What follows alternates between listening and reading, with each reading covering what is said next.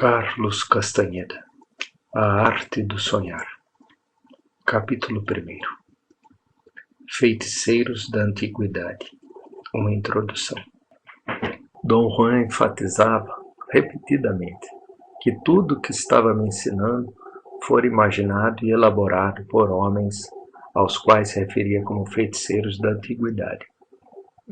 Deixou muito claro que havia uma diferença profunda entre aqueles feiticeiros e os feiticeiros dos tempos modernos. Ele categorizava os feiticeiros da antiguidade como homens que existiram no México há talvez milhares de anos antes da conquista espanhola. Homens cuja maior realização fora construir as estruturas da feitiçaria, enfatizando o aspecto prático e a concretude. Apresentava-os como homens brilhantes, mas que careciam de sabedoria.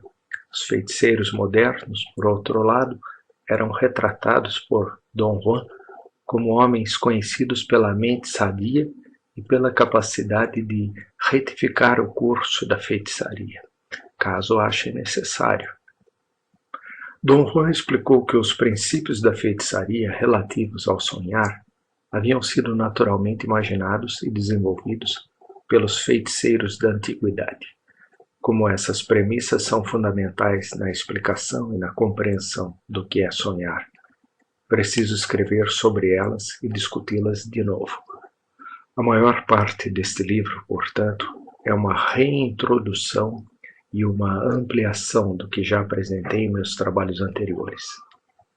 Durante uma de nossas conversas, Dom Juan afirmou que, com o objetivo de avaliar a posição dos sonhadores e do ato de sonhar, precisamos compreender a luta dos feiticeiros modernos para afastar a feitiçaria da concretude, levando-a em direção ao abstrato. O que você acha de concretude, Dom Juan?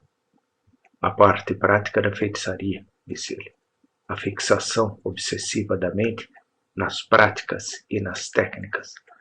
A influência desautorizada sobre as pessoas. Tudo que estava no âmbito dos feiticeiros do passado. E o que você acha de abstrato? A busca de liberdade. Liberdade de perceber, sem obsessões, tudo que é humanamente possível. Digo que os feiticeiros de hoje, em dia, buscam o abstrato, porque buscam a liberdade. Eles não têm interesse nos ganhos concretos. Não existem funções sociais para eles, como havia para os feiticeiros do passado. De modo que você nunca os verá como os videntes oficiais ou os feiticeiros residentes. Quer dizer, Dom Juan, que o passado não tem valor para os feiticeiros modernos? Claro que tem valor. É do sabor daquele passado que não gosto. Pessoalmente detesto a escuridão e a morbidez da mente. Gosto da imensidão do pensamento. Entretanto, a despeito do que gosto e do que não gosto, tenho de dar crédito aos feiticeiros da antiguidade, porque foram os primeiros a descobrir e a fazer tudo que conhecemos e fazemos hoje em dia.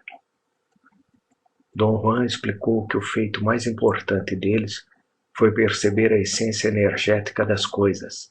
Foi tão importante que se tornou a premissa básica da feitiçaria. Atualmente, depois de toda uma vida de disciplina e exercícios, os feiticeiros adquirem a capacidade de perceber a essência das coisas, uma capacidade que chamam de ver. O que significaria para mim perceber a essência energética das coisas? Perguntei um dia a Dom Juan. Significaria que você percebe a energia diretamente, separando a parte social da percepção. Você perceberá a essência de tudo. Tudo que percebemos é energia. Mas como não podemos perceber energia diretamente, processamos nossa percepção para que ela se adapte a um molde. Esse molde é a parte social da percepção, que você precisa separar. Por que preciso separá-la? Porque ela reduz deliberadamente o âmbito do que pode ser percebido. e faz com que acreditemos que o molde em que enquadramos nossa percepção é tudo que existe. Estou convencido de que, para o homem sobreviver agora, a base social de sua percepção deve mudar. O que é essa base social da percepção, Dom Juan? A certeza física de que o mundo é feito de objetos concretos. Chamo isso de base social porque todo mundo empenha um grande esforço em levar-nos a perceber o mundo do jeito que percebemos. Então, como deveríamos perceber o mundo? Tudo é energia. Todo o universo é energia. A base social de nossa percepção deveria ser a certeza física de que a energia é tudo que existe. Deveria ser realizado um esforço gigantesco para levar-nos a perceber energia como energia. Então teríamos as duas alternativas à mão. É possível treinar as pessoas a fazer isso? Perguntei.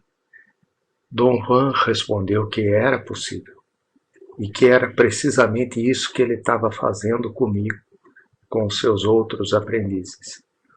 Estava nos ensinando um novo modo de perceber. Primeiramente, fazendo com que notássemos que processamos nossa percepção para adaptá-la a um molde. E, em segundo lugar, empurramos-nos para que percebêssemos diretamente a energia. Assegurou-me que esse método era muito parecido com o que é usado para ensinar a perceber o mundo cotidiano. Dom Juan achava que a armadilha de processar nossa percepção para que se adapte a um molde perde sua força quando percebemos que aceitamos esse molde como herança de nossos ancestrais, sem nos preocuparmos em examiná-lo. Para a sobrevivência de nossos ancestrais, deve ter sido absolutamente necessário perceber um mundo de objetos duros, com valores positivos ou negativos, disse Dom Juan. Depois de eras percebendo as coisas desse modo, somos agora forçados a acreditar que o mundo é feito de objetos. Não posso conceber o mundo de outro modo, Dom Juan, reclamei. Esse é, inquestionavelmente, um mundo de objetos. Para provar, só precisamos tropeçar neles. Claro que é um mundo de objetos. Não estamos discutindo isso. Então, o que você está dizendo? Estou dizendo que, em primeiro lugar, este é um mundo de energia e depois um mundo de objetos. Se não partirmos da premissa de que este é um mundo de energia, nunca poderemos perceber a energia diretamente. Seremos sempre impedidos pela certeza física do que acabamos de mostrar, a dureza dos objetos. Para mim, seu argumento era mistificador demais. Naqueles dias, minha mente se recusava por completo a considerar qualquer alternativa à compreensão do mundo com a qual eu era familiarizado. As afirmações de Dom Juan e as questões que ele formulava eram propostas exóticas que eu não conseguia aceitar, mas que tampouco podia recusar. Nosso mundo de perceber é o modo do predador, ele me disse uma ocasião. Um jeito muito eficiente de avaliar e classificar a comida e o perigo. Mas não é o único jeito que temos de perceber. Há outro modo, aquele com o qual estou familiarizando você, o ato de perceber diretamente a essência de tudo, da própria energia. Perceber a essência de tudo irá nos fazer compreender, classificar e descrever o mundo em termos completamente novos, mais emocionantes, mais sofisticados. Isso era o que Dom Juan dizia. E os termos mais sofisticados aos quais aludia eram os que havia aprendido com seus predecessores, termos que correspondiam a verdades da feitiçaria, que não têm fundamento racional nem qualquer relação com os fatos de nosso mundo cotidiano, mas que são verdades autoevidentes para os feiticeiros, que percebem diretamente a energia e que veem a essência de tudo. Para esses feiticeiros, o ato mais significativo da feitiçaria é ver a essência do universo.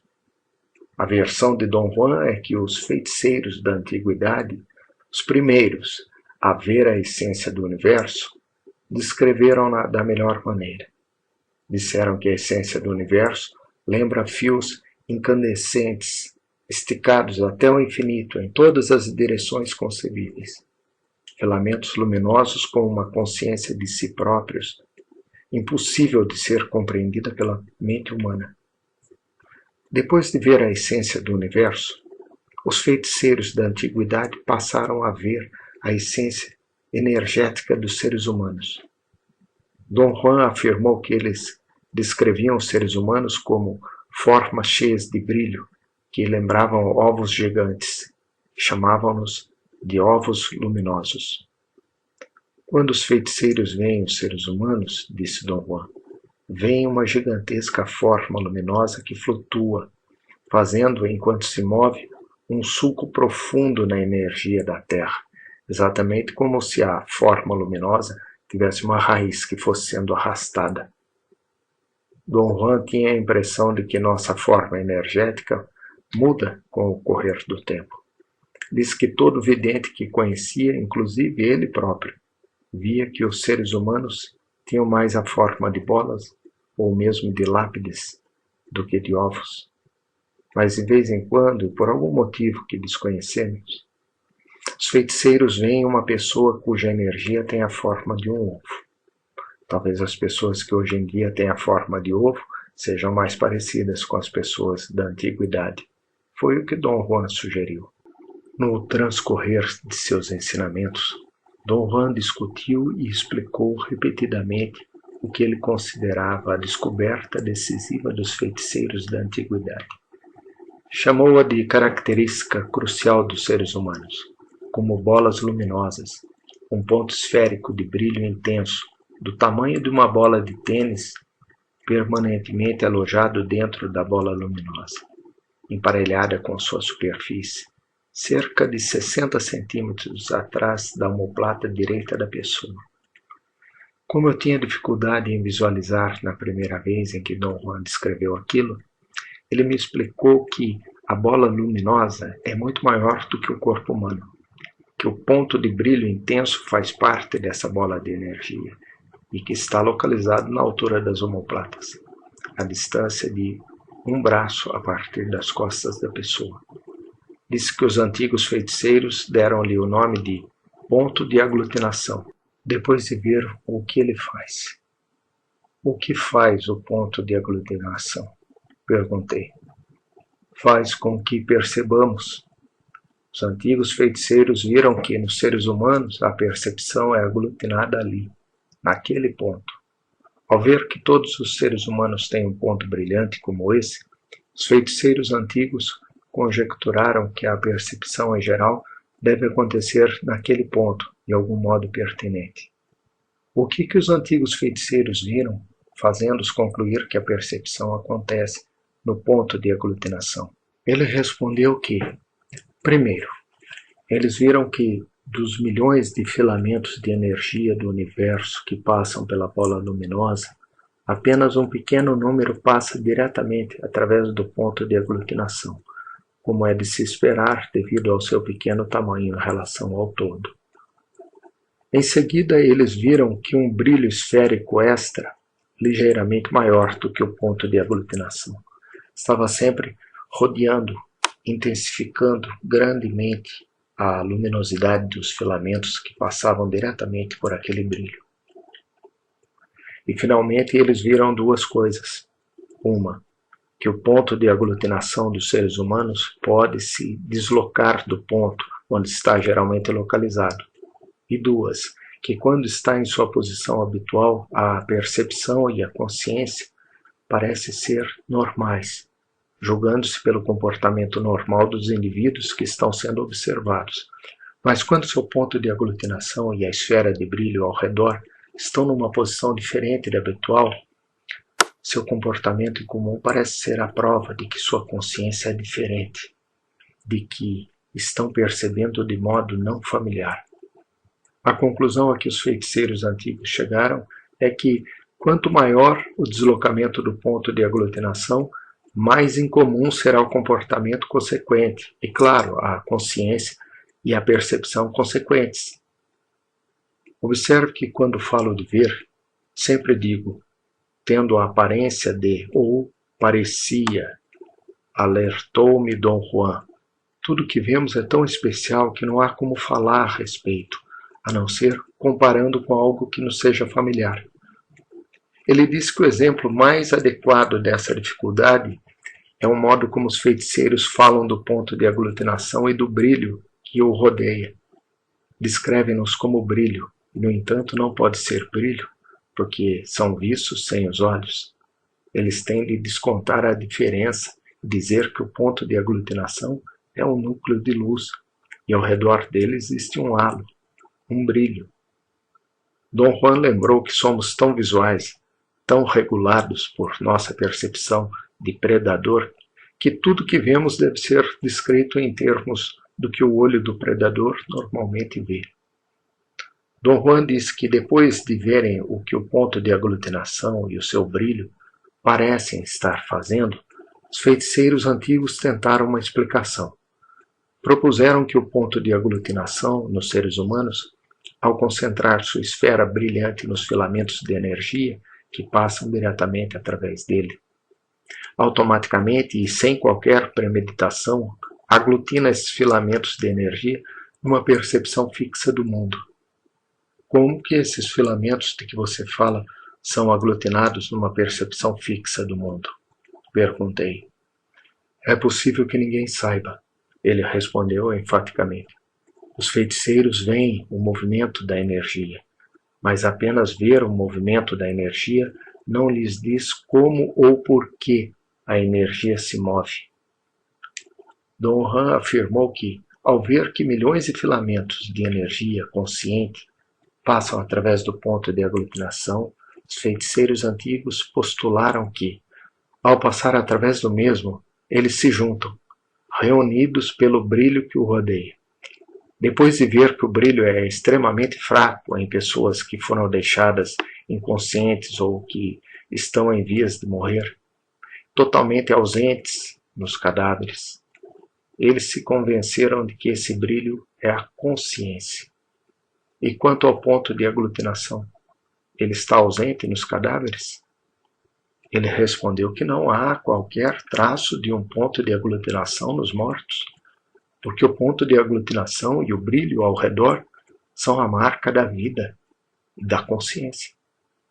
A conclusão inevitável dos feiticeiros antigos foi que a consciência e a percepção estão juntas e que estão ligadas ao ponto de aglutinação e ao brilho que o rodeia. Existe uma chance de que aqueles feiticeiros poderiam estar enganados sobre o que viam? Perguntei. Não posso explicar porquê, mas não há como os feiticeiros se enganarem sobre o que vem, disse Dom Juan num tom que não admitia contestação. Agora, as conclusões a que eles podem chegar a partir de sua visão podem estar erradas, mas isso acontecerá porque eles são ingênuos, não cultivados. Para evitar esse desastre, os feiticeiros têm de cultivar suas mentes do jeito que puderem.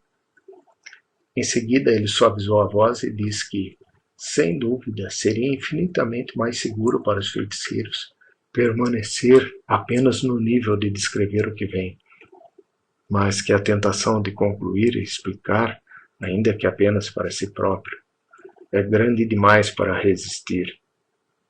Os efeitos do deslocamento do ponto de aglutinação eram outra configuração energética que os feiticeiros da antiguidade podiam ver e estudar.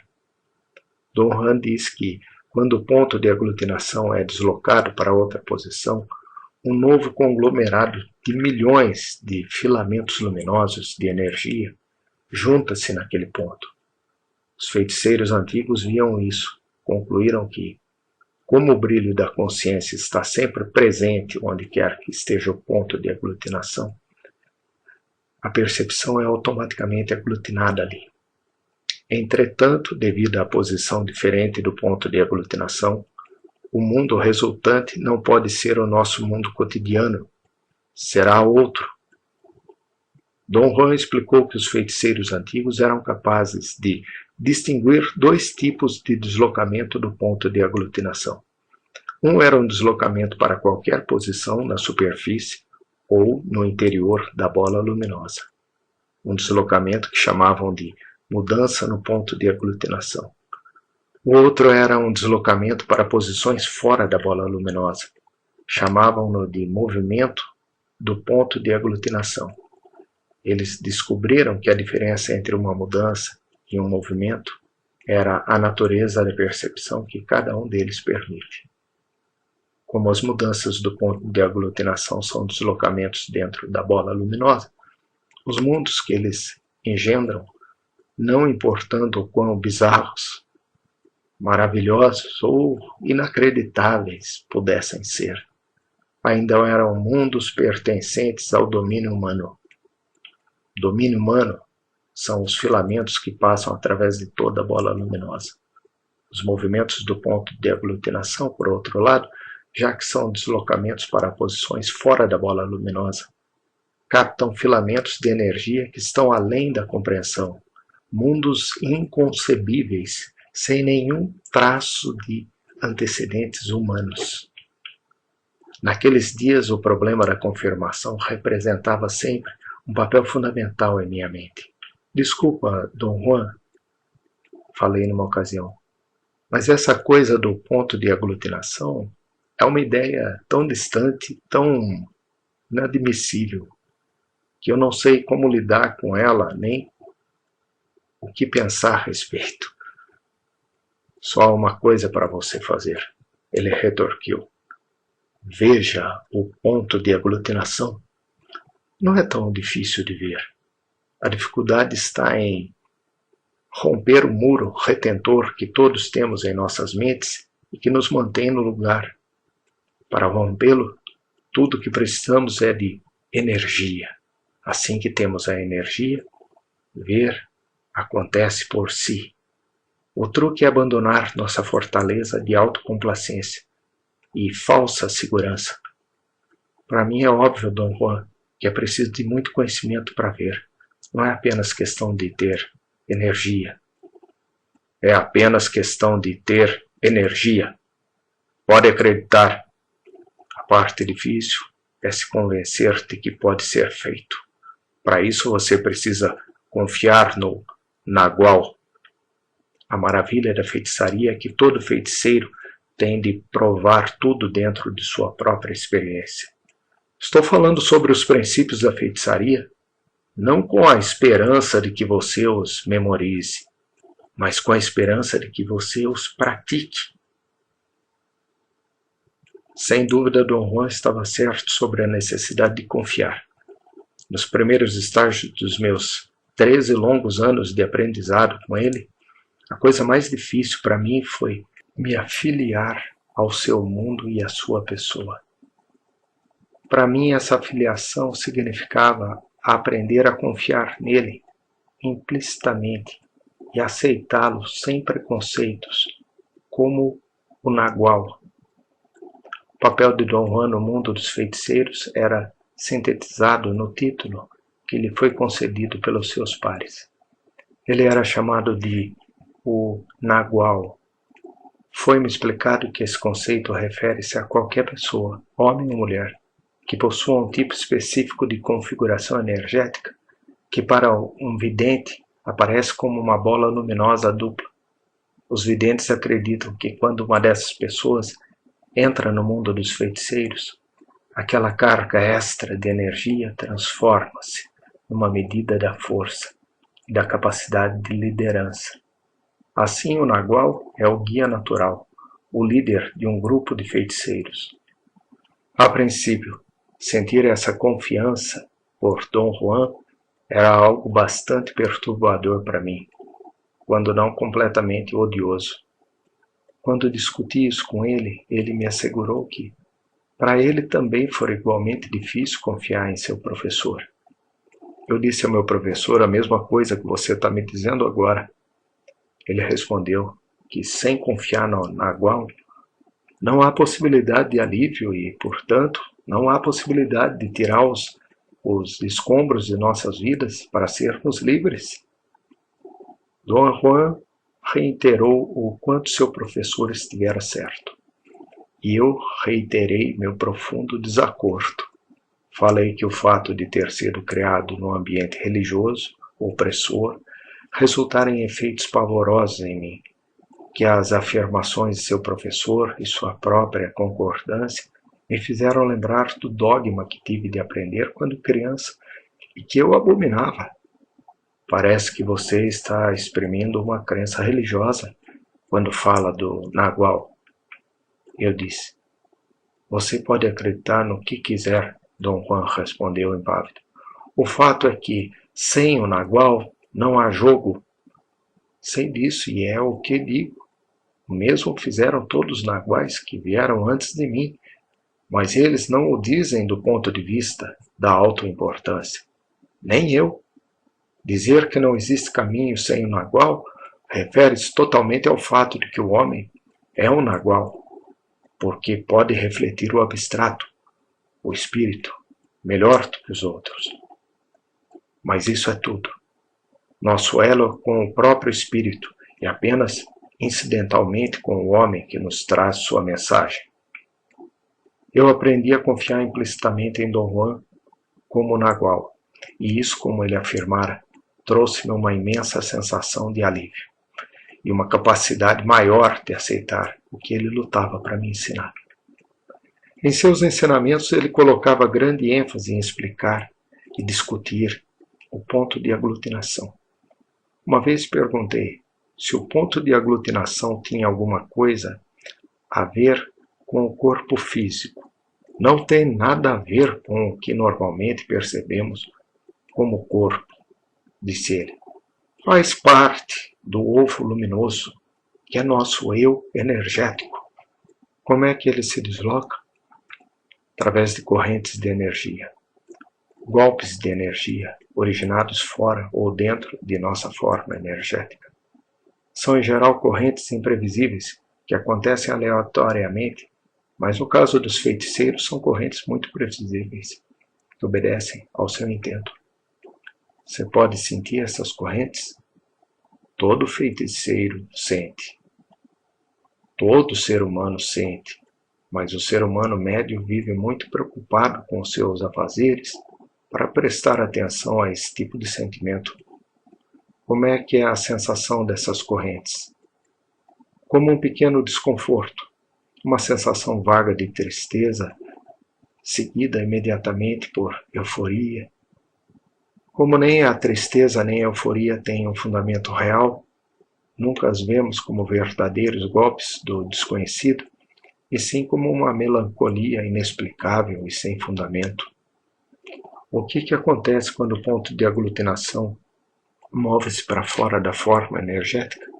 Fica pairando lá de fora ou grudado na bola luminosa? Ele empurra o contorno da forma energética sem quebrar as fronteiras de energia. Dom Juan explicou que o resultado final de um movimento do ponto de aglutinação é uma mudança total na forma energética dos seres humanos. Em vez de uma bola ou um ovo, eles se tornam algo parecido com um cachimbo. A extremidade do cabo é o ponto de aglutinação, e o fornilho do cachimbo é o que sobra da bola luminosa. Se o ponto de aglutinação continuar se movendo, chega um momento em que a bola luminosa torna-se uma fina linha de energia. Dom Juan prosseguiu explicando que os feiticeiros antigos eram os únicos que realizavam esse feito da transformação da forma energética. E eu perguntei se, em sua nova forma energética, aqueles feiticeiros continuavam sendo homens. Claro que continuavam sendo homens, mas acho que o que você quer saber é se eles ainda eram homens racionais, pessoas confiáveis. Bem, não muito. Em que sentido eles eram diferentes? Em suas preocupações. Os desejos e as preocupações humanas não tinham qualquer significado para eles. também tinham uma aparência nova. Quer dizer que eles não pareciam homens. É muito difícil dizer o que acontecia com aqueles feiticeiros. Eles certamente pareciam homens, com o que iriam parecer, mas não era o que você ou eu esperaríamos. No entanto, se você me pressionar para dizer em que eram diferentes, vou ficar andando em círculos, como um cachorro caçando o rabo. Você já conheceu um desses homens, Dom Juan? Conheci um. Como que ele era? Na aparência, uma pessoa normal. Seu comportamento é que era incomum. Incomum em que sentido? Tudo que posso dizer é que o comportamento do feiticeiro que eu conheci é algo que desafia a imaginação, mas colocar como uma questão meramente de comportamento é um equívoco. Na verdade, é uma coisa que você precisa ver para avaliar. E todos aqueles feiticeiros eram como esse que você conheceu? Certamente que não.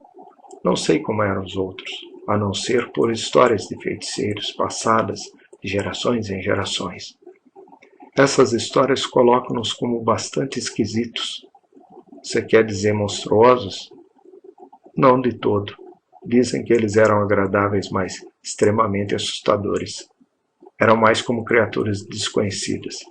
O que faz a humanidade ser homogênea é o fato de todos sermos bolas luminosas.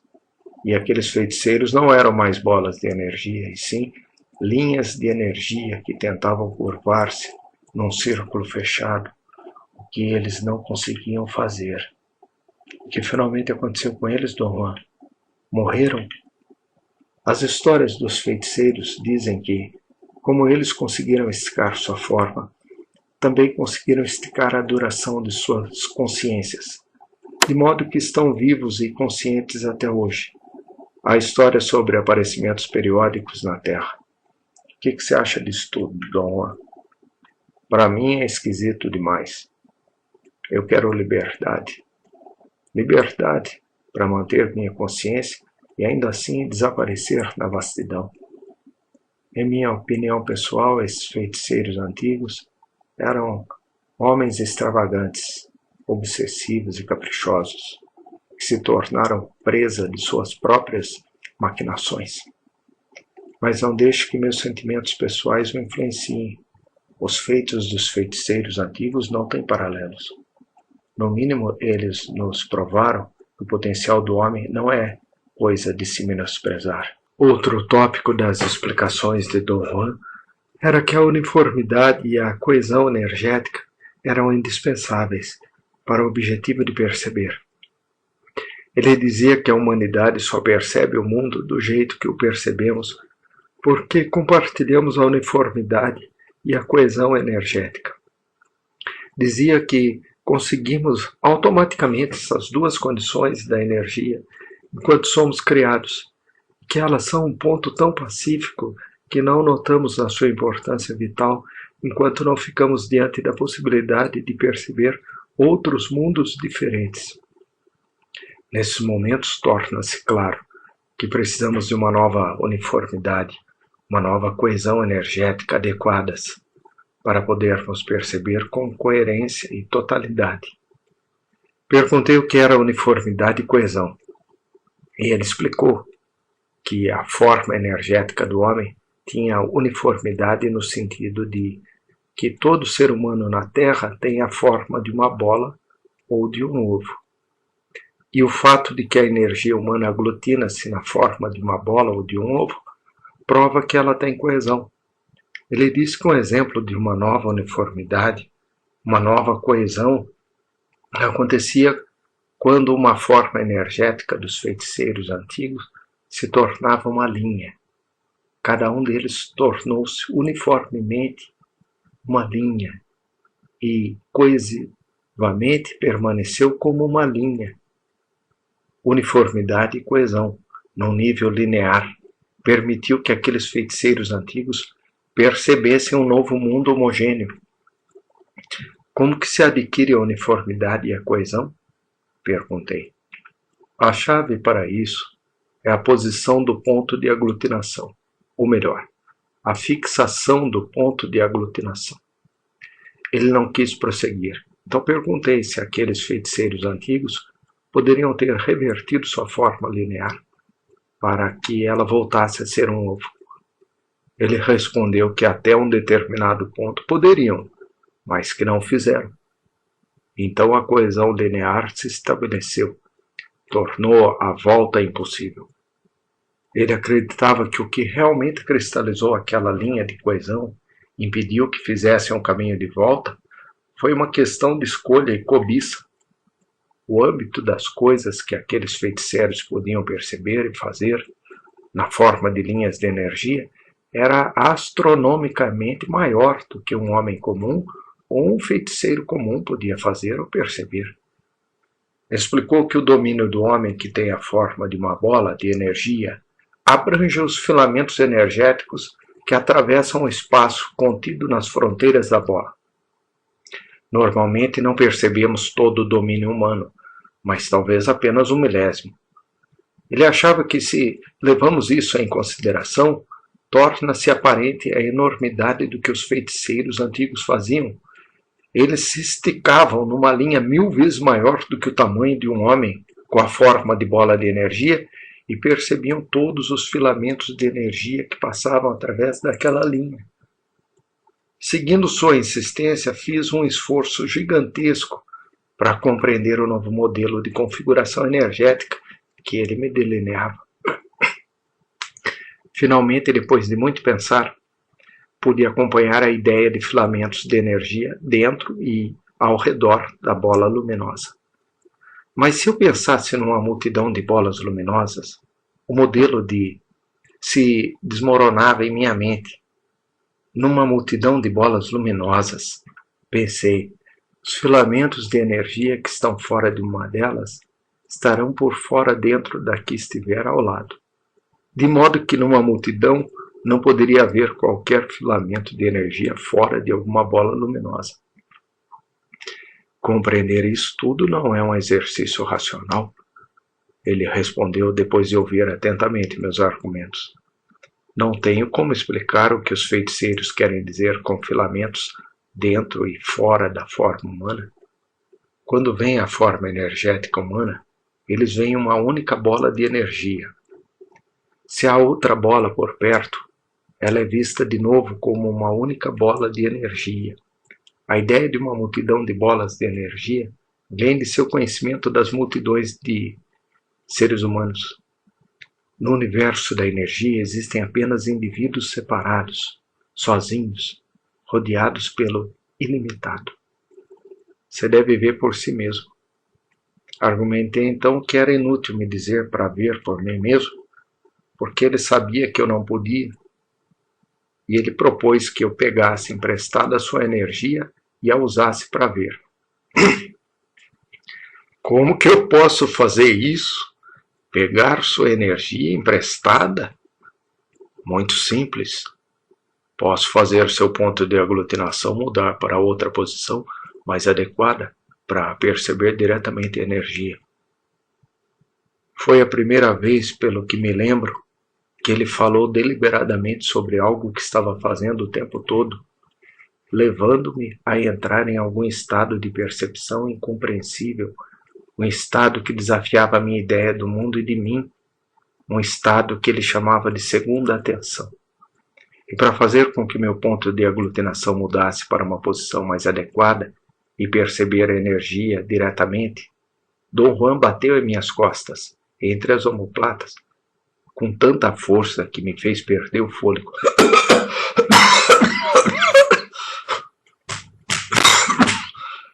Pensei que deveria ter desmaiado ou que talvez o soco tenha me feito dormir. De súbito, eu estava olhando, ou sonhava que estava olhando para algo literalmente além dos mundos. Fios brilhantes de luz vinham de todos os lugares, indo para todos os lugares. Fios de luz que não se pareciam com nada que já tivesse penetrado em meus pensamentos. Quando recuperei o fôlego ou quando acordei, Dom Juan me perguntou ansioso: "O que você viu? O que você viu?" E quando eu respondi, sincero, seu soco me fez ver estrelas. Ele se dobrou de rir. Observou que eu ainda não estava pronto para compreender qualquer percepção em comum que pudesse ter tido. Vi seu ponto de aglutinação mudar, ele prosseguiu, e por um instante você sonhou com os filamentos do universo. Mas você ainda não tem a disciplina ou a energia para rearrumar sua uniformidade e coesão. Os feiticeiros antigos eram mestres consumados nesse rearranjo. Eram assim que viam tudo que pode ser visto pelo homem. O que significa rearranjar a uniformidade e a coesão? Significa entrar na segunda tensão, mantendo o ponto de aglutinação em seu novo posicionamento, impedi-lo de voltar à posição original. Então Dom Juan me deu uma definição tradicional da segunda tensão. Disse que os feiticeiros antigos chamavam de segunda tensão o resultado de fixar o ponto de aglutinação em outros posicionamentos. Tratavam a segunda tensão como uma área de toda atividade inclusiva, do mesmo modo que a tensão do mundo cotidiano é uma área de toda atividade inclusiva. Afirmou que os feiticeiros têm, na verdade, duas áreas completas para suas atividades. Uma pequena, chamada de primeira tensão, ou de consciência de nosso mundo cotidiano, ou de fixação do ponto de aglutinação dentro de seu posicionamento habitual. E uma área muito maior, a segunda tensão, ou a consciência de outros mundos, a fixação do ponto de aglutinação em cada um dos incontáveis novos posicionamentos. Dom Juan me ajudou a explicar coisas inexplicáveis na segunda atenção através do que ele chamou de manobra do feiticeiro, batendo em minhas costas suavemente ou dando um forte soco na altura de minhas omoplatas. Explicou que com seus golpes ele deslocava meu ponto de aglutinação.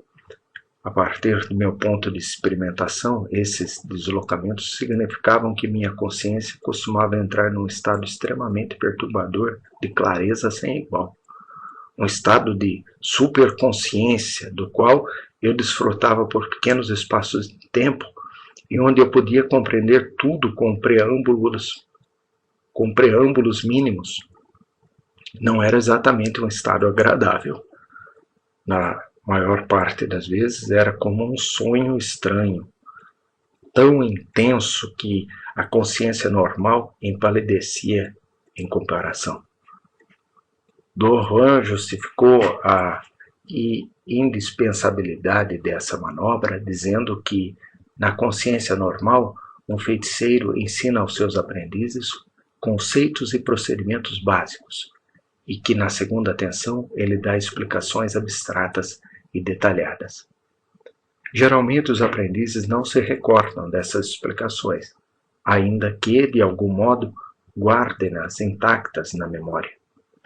Parece que os feiticeiros vêm usando essa aparente peculiaridade da memória e transformaram a lembrança de tudo que lhes acontece na segunda tensão em uma das tarefas tradicionais mais difíceis e complexas da feitiçaria. Os feiticeiros explicam essa aparente peculiaridade da memória e a tarefa de recordá-la, dizendo que toda vez que alguém entra na segunda atenção, o ponto de aglutinação está num posicionamento diferente. Lembrar, então, significa recolocar o ponto de aglutinação no posicionamento exato que ele ocupava quando ocorreram aquelas entradas na segunda atenção. Dom Juan me assegurou que os feiticeiros não apenas têm lembrança total e absoluta, através desse ato de levar de volta seu ponto de aglutinação para aqueles posicionamentos específicos, eles revivem cada experiência que tiveram na segunda atenção. Também me assegurou que os feiticeiros dedicam toda uma vida a essa tarefa de recordar. Na segunda atenção, Dom Juan me deu explicações muito detalhadas sobre feitiçaria, sabendo que a precisão e a fidelidade desse ensino permaneceriam comigo, fielmente intactas, por toda a vida. Sobre essa fidelidade ele disse: aprender alguma coisa na segunda atenção é mais ou menos como o que aprendemos na infância. Permanece por toda a vida. É minha segunda natureza. Dizemos sobre as coisas que aprendemos muito cedo na vida. Julgando a partir de minha posição atual, percebo que Dom Juan me fez entrar na segunda atenção, o máximo de vezes que pude, para me forçar a manter, por longos períodos, novos posicionamentos de meu ponto de aglutinação e perceber coerentemente estando neles. Isto é, ele buscava forçar-me a rearranjar minha uniformidade e minha coesão. Vezes incontáveis consegui perceber tudo com tanta exatidão quanto percebo no mundo cotidiano. Meu problema era a incapacidade de fazer uma ponte entre meus atos, na segunda atenção, e minha consciência do mundo cotidiano. Custou-me muito esforço e muito tempo compreender o que é a segunda atenção.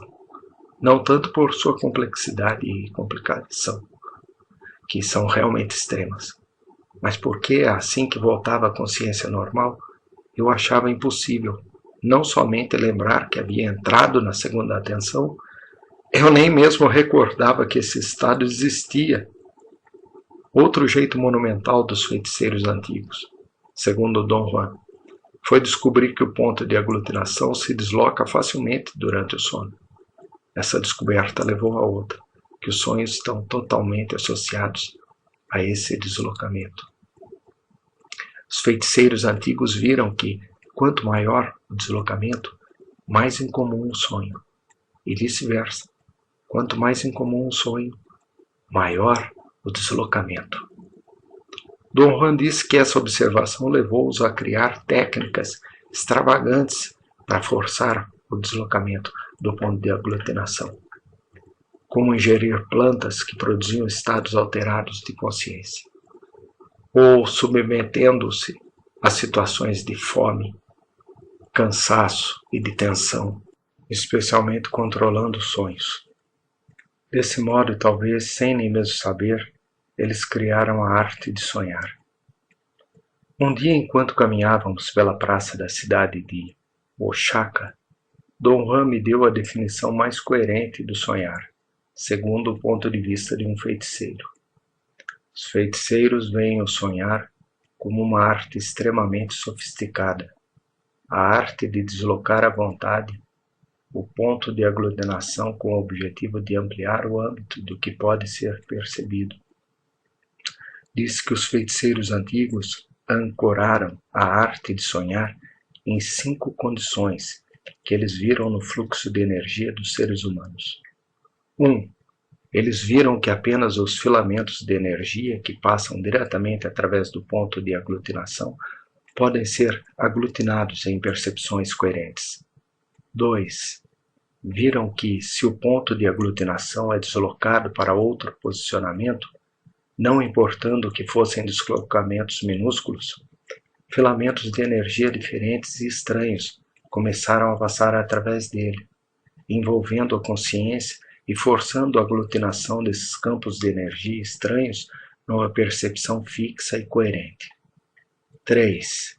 Eles viram que, no decorrer dos sonhos comuns, o ponto de aglutinação facilmente se desloca sozinho para outro posicionamento na superfície ou no interior do ovo luminoso. 4. Viram que o ponto de aglutinação pode ser movimentado para posicionamentos fora do ovo luminoso para os filamentos de energia do universo exterior. E 5.